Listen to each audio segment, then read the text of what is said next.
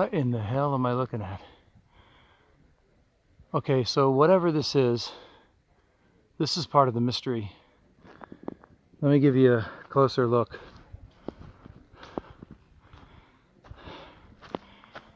Now, what is it? Scattered around Lion Rock, there are 4 mysteries, 4 proofs that it is some sort of antediluvian advanced technology that was present in this area before modern times or before even prehistory. Proof 1, these markings all over the rocks in that area that look like some sort of tracked machine was rolling over them when they were soft. Actually, the locals will tell you that they had some sort of track machine, but no one really wants to talk about it very much. But that's what it looks like to me, is some sort of tracked machine rolling over these rocks when they were somehow made soft. And they said they had this technology to make them soft. So you can see how it, I don't know, it's some sort of thing rolling through and chewing up the rock as it goes. And it's all over the rocks of this area. So that is some sort of technology to make the rocks soft and also some mechanical. Proof 2, look very carefully. Do you see it? Do you see it? Okay, take a look at this. Can you see it yet?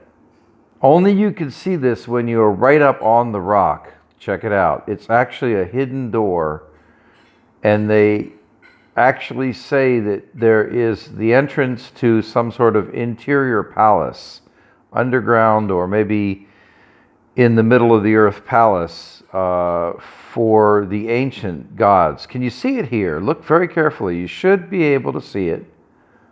At this range, in the video, I can see it pretty clearly, but when I was there, I didn't see it at all. Only in the video did I notice this thing, this square outline. I hope you can see it. It's towards the bottom here of these tracks, right in the middle of them. So all over this area, there are these impressions in the rock. You can see them there, even through the trees. And other rocks, even Siggetia itself, this Lion Rock itself, that's what it's called here. All right, I made it here to the Lion's Paws. Here we are. This is the opening entrance. These are not actually paws of a lion at all. If you look at a big cat's paws, they do not look like this. I looked through the whole animal kingdom. I thought maybe it was some sort of bird. Nope, nothing matches. They are very well made and very, very clean. You know, like the sculpting is extremely good. But the closest match, you're not going to believe it, but it's what I found, is ancient drawings of a dragon that are in our history. If you look at those, what would you call them, claws of a dragon, that's what fits. So now let's step back and take a look at the whole thing, and you can see that there was actually a whole dragon here at one time. However, some ancient war or something blew it up, blew up the head of the dragon, and they have now made this bricks on top of it. Look at that little teeny nail there sticking out, almost like something you would see in like an animal today, you know, like a pinky nail. So let's take a look. Yeah, here you can see, here are more of those markings even on the main rock of Siggetia. We're going to go up top next. So I want to show you one more proof and strangeness about Lion Rock. Well, actually it should be Dragon Rock. Can you see how both the paws? Yeah. Both paws. Yeah. And look at the area behind the paws where Yes, it's I like noticed actually, that, yes. Then the bricks. Yeah. Now take away all bricks. You Take think away. it's something? No, just take away all bricks. Yeah. Now look at it. It looks a little bit like the Sphinx, doesn't it? Just take away all bricks. Yeah, and what will they? Well, obviously something was Lanka? blown up or destroyed in some way. Some sort of war or something. Yeah. But something was blown here. And then this was what was left, and they built this later. They built the bricks later. But the detail is Antediluvian. The detail is definitely megalithic, giant technology. That's what you got here. That's what you're seeing. Yeah. Look at the detail.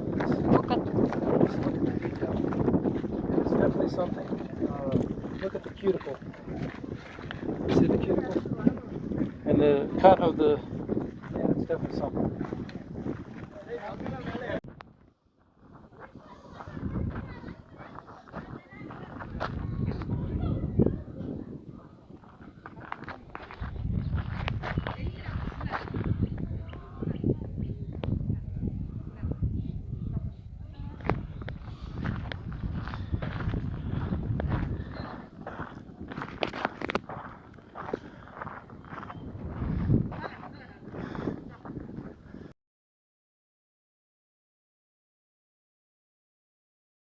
You really get pretty high here.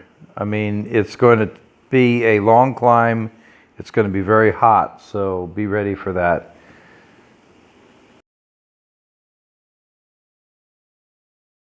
Okay. I thought this would be cool, but I didn't know it would be this cool. This is kind of unbelievable. I'm really glad I came. Here you can clearly see two eras of construction. So you've got the ancient era and then a much more modern era done with bricks.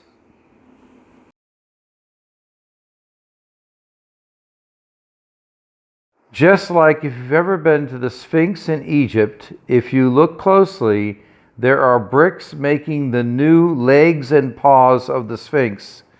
And the original Sphinx is carved out of one stone, and it's actually much taller. It's more like a cat sitting up on its hind legs. I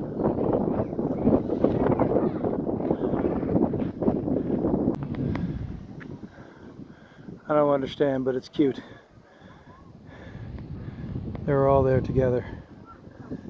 So we made it up on top here. This is Lion Rock on top. So you can see that it's not that big up here, actually. It's terraces. But take a look in the distance, you can see the mountains. It's pretty cool, right? Pretty cool. Alright, so I made it up top. It's actually not very big up here. You know, the very pinnacle is not very big.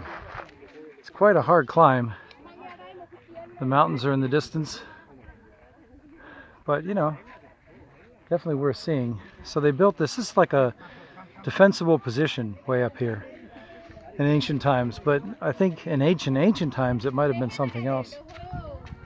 So, you know, we're talking about 3,000 years ago, defensible position. We're talking about 20,000 years ago, who knows?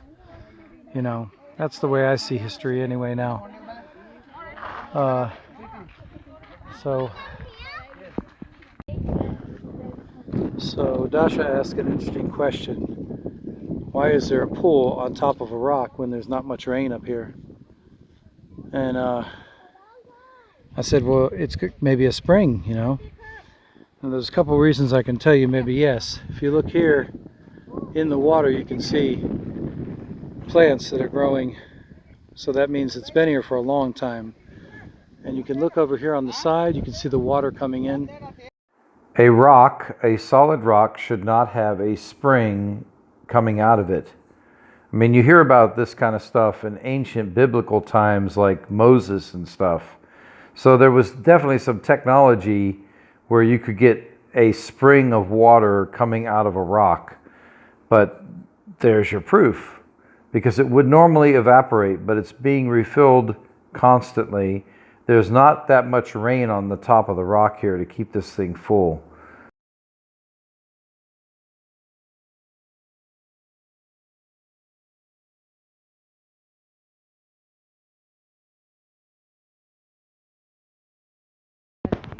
I was told that this is a court for a palace where you have the king sitting at the top, and each room is for different performers, you know, like dancers and music. And there is supposed to be an entrance inside the rock for an underground palace, or maybe middle of the earth, entrance to the middle of the earth from up here. Interesting, right?